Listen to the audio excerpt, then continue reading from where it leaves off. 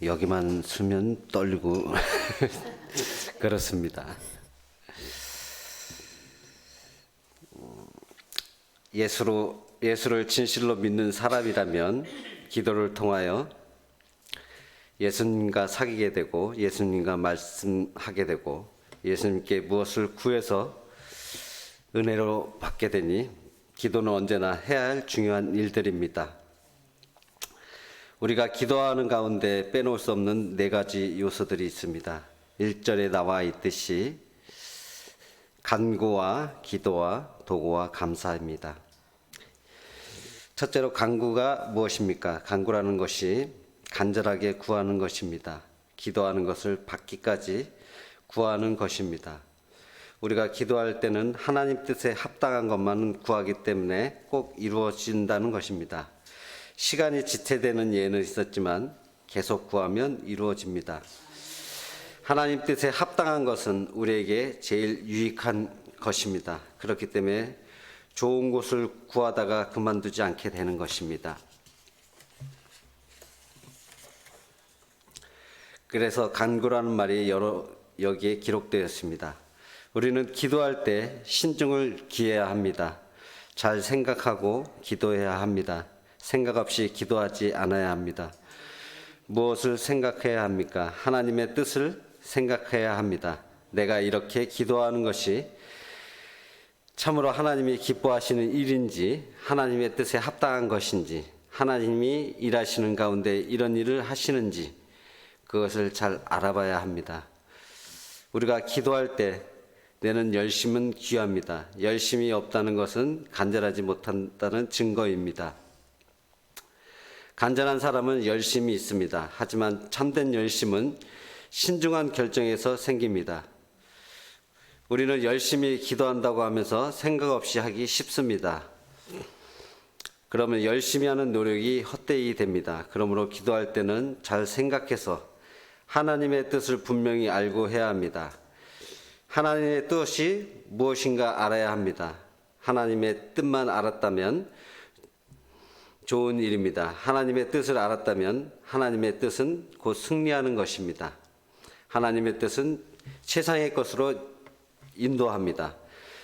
그러니까 우리가 무엇을 구하기 전에 먼저 이것이 하나님의 뜻인가 알아보고 간구에 착수하면 기쁨이 있고 낙심되지 않고 힘이 나고 끝까지 간구하게 됩니다. 이런 것이 간구입니다. 둘째로 기도라는 말이 나옵니다. 기도는 간구와 조금 다릅니다. 기도는 좀 넓게 쓰이는 말인데 기도에는 하나님을 찬송하고 영화롭게 하는 기도도 들어가고 간구하는 것도 들어갑니다.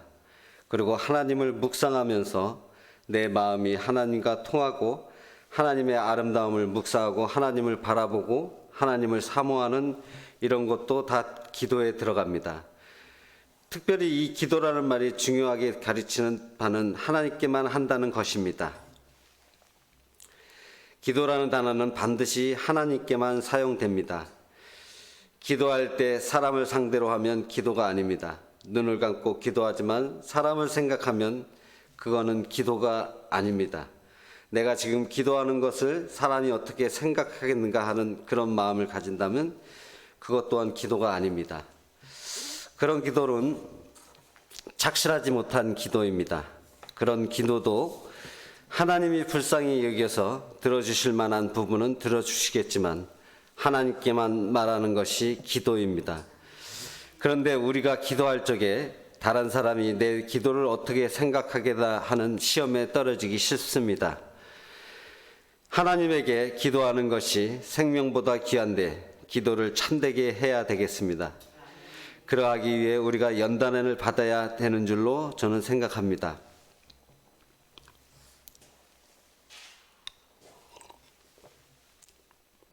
디모데전서 4장 7절에는 한번 보겠습니다. 4장 7절.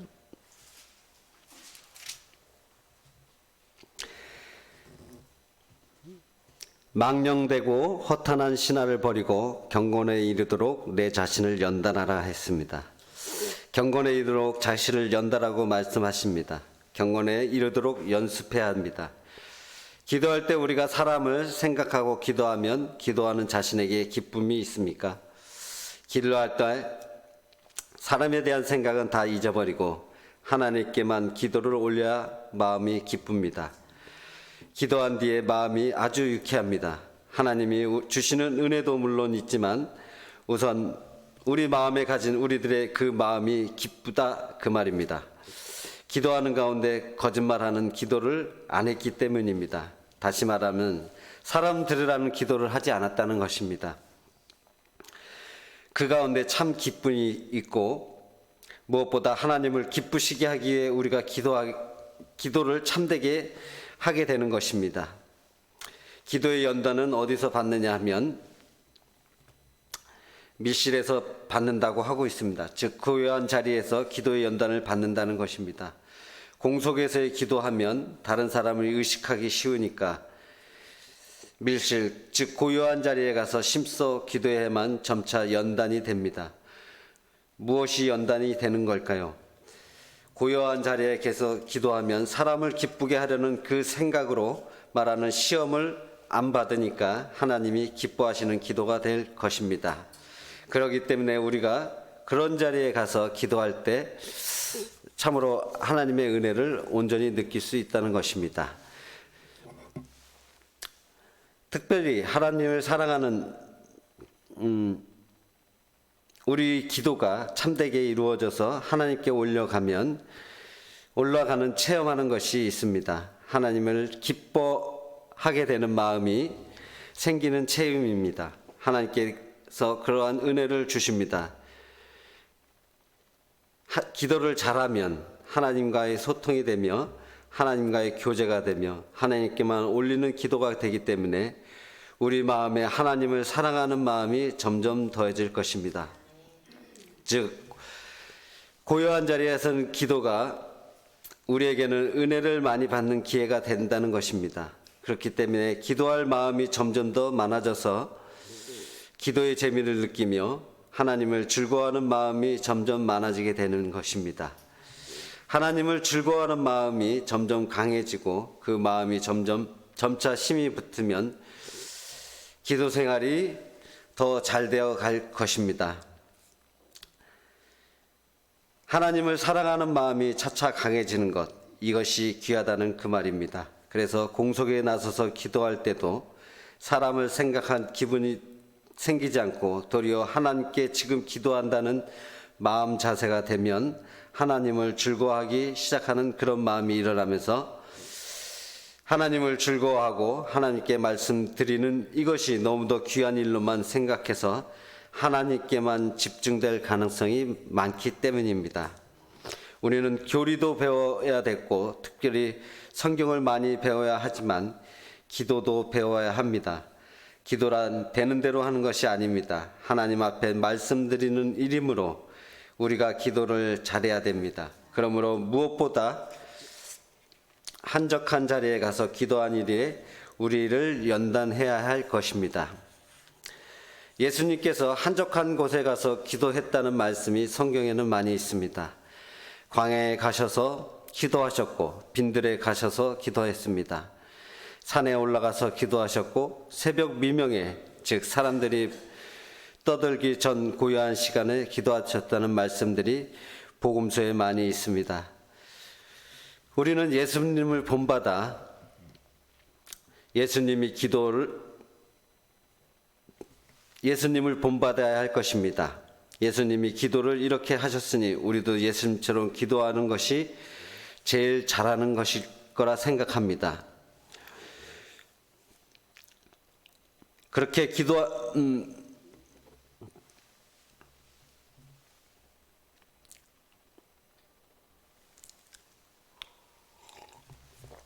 그래서 우리도 빈 들판에서 깊은 산 중에서 고요한 밀실에서 그리고 고요한 시간 새벽 미명에 기도하기를 심사할 할 것입니다. 그렇게 기도하는 중에 주님만 상대해서 말씀하시는 그 힘이 차차 배양되는 것입니다. 그래야만 공속 기도에서도 시험받지 아니하고 기도를 옳게 할 수 있을 것입니다. 셋째로 여기서 말하는 도구란 말이 나옵니다. 이 도구라는 것은 남을 위하여 기도하는 것입니다. 우리는 신앙생활을 할 때 이기주의로 흘러가기 쉽습니다. 기도하는 일에 있어서 역시 이기적이고 개인주의로 흘러가기 쉽습니다. 성경을 읽어보면 제 생각에 가장 유익한 기도가 도구의 기도라 생각하는 것입니다. 기도 중에 유익한 기도가 도구의 기도, 다시 말하면 남들을 위하여 하는 기도라 생각합니다. 왜 그런가 하면 우리가 하나님 앞에서 은혜 받으려고 하면 개인주의적 이기주의로 안 된다는 것을 늘 명심해야 하기 때문입니다. 야고보서 4장 초두에 너희가 얻지 못함은 구하지 아니하기 때문이요 구하여도 받지 못함은 정욕으로 쓰려고 잘못 구하기 때문이라고 분명히 말씀하고 계십니다. 욕심으로 구하는 것이 누구보다 내가 하는 개인주의적 이기주의 사상이 신앙생활에 언제나 해를 끼치기 때문입니다. 주기도문을 읽어보면 나라는 글자가 없습니다. 주기도문에는 하나님이라는 말이 있고 우리라는 말이 있습니다. 주기도문에 내리 읽어보면 계속 우리라는 말만 나오지 나라는 말이 없습니다. 그만큼 예수님께서는 기도의 근본 정신을 주기도로서 가르쳐 주셨는데 주기도문에 나타난 말씀은 하나님 중심이요 또 우리에게 관계된 것, 즉 하나님의 교회 공동체에 관련된 것입니다. 우리가 언제나 자신을 위하여 기도해서는 안 된다는 것은 아닙니다. 다만 여기서 지적하는 것은 무엇보다 유익한 기도, 무엇보다 좋은 기도, 우리가 더 힘써야 할 기도가 도구의 기도라는 것입니다. 즉 남을 위하여 기도하는 이 기도를 중요하게 여겨야 되겠다는 말씀입니다. 우리가 남들을 위하여 기도할 때에는 자기의 개인을 위하여 기도하는 것만큼 열심히 나지 않습니다. 처음에는 열심히 나지 않습니다. 마음에 남들을 위하여 안타까워하고 속이 타는 그런 것이 적습니다. 그러나 그것은 우리의 결점이고 그런 점은 시정되어야 합니다. 왜 남들의 문제에 대해서는 그렇게 냉랭하고 나 자신의 문제나 일에 대해서는 그렇게 뜨거운가 하는 과오가 있는 것입니다.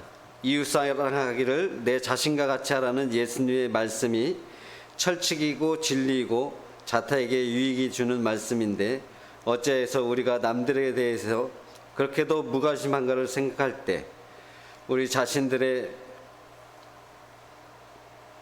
병통이 이만저만 아니라는 것을 느끼게 됩니다. 인간이 전적으로 부패했다는 그 진리가 여기서도 발견됩니다. 우리가 도구하는 것을 배워야 합니다. 우리가 어찌하여 기도하는 데 있어서 이기주의와 개인주의로 일관하겠습니까? 이런 태도에는 아무런 기도의 승산도 없고 또 기도도 더욱 타락해질 것입니다. 그렇기 때문에 도구의 기도를 배워야 한다고 생각합니다. 넷째로 감사라는 말이 나옵니다. 우리가 기도할 때 먼저 감사하고 또 진심으로 해야 하겠습니다. 습관성으로 감사하기보다는 우리 중심에서 감사해야 합니다. 나와 같은 죄인을 구하시는 주님이 계시니 감사한 것입니다. 또 선하신 하나님이 영원토록 살아계시니 감사합니다. 착하고 의로우신 하나님이 살아계시니 소망이 거기에 있습니다. 늘 감사해야 합니다. 게다가 하나님께서 기도하면 응답하시니 감사하다는 말입니다. 조만간 시간 문제지 기도는 헛되지 않고 반드시 이루어 주실 것입니다. 그러므로 이제 주실 것을 생각해서 감사합니다. 계시록을 읽어보면 감사의 노래가 그렇게 많습니다. 이것을 보면 천국에는 감사밖에 없다는 것입니다. 그러니까 우리가 기도할 때도 이것을 주실 것입니다. 저것을 주십시오 하는 것이 그런 것이 없어야겠습니다. 다 이루어 주셨으니까 감사밖에 없는 것입니다. 하늘나라에 가면 거기에 있는 성도들이 하는 말에 감사하는 노래밖에 없을 것입니다. 그렇기에 우리는 미리 이 세상에서 그 연단을 해야 하겠습니다. 세상에 살면서 우리는 천국 사람의 생활을 연습해야 됩니다. 감사를 배워야 합니다. 범사에 감사하라 했습니다. 보통은 감사하지 않을 일일지라도 거기에 감사할 오묘한 내용이 있을 것입니다. 감사는 저 하늘에 가서 영원토록 할 일입니다.